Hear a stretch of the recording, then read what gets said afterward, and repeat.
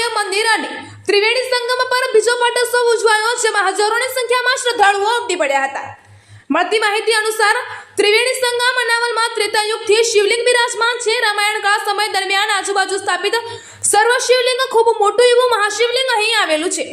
અહીં આવેલા એવા સનાતન આશ્રમના સ્થાપક સ્વામી શ્રી મનોહરાનંદજી મહારાજ સૌપ્રથમ આ વિસ્તારમાં આવ્યા હતા, ત્યારે એમણે પોતાની યોગ સાધના બળ ધ્યાનથી જોયું હતું કે અહીં બિરાજમાન સ્વયંભૂ શિવલિંગ પ્રભુ રામચંદ્રજી અને માતા સીતાએ પોતાના વનવાસ કાળ દરમિયાન અહીંથી પસાર થયા અને આ સ્થળ જ્યાં ત્રણ નદીઓનો ત્રિવેણી સંગમ છે ત્યાં સ્વયંભૂ શિવલિંગ પ્રગટ થયું હતું અને સૌપ્રથમ આ શિવલિંગની પૂજા શ્રી રામ અને માતા સીતાએ કરી હતી એવું આ બાબતનો ઉલ્લેખ સ્વામી મનોહરાનંદજી પોતાની જીવનયાત્રા પુસ્તકમાં લોકાર્પણ કર્યું હતું।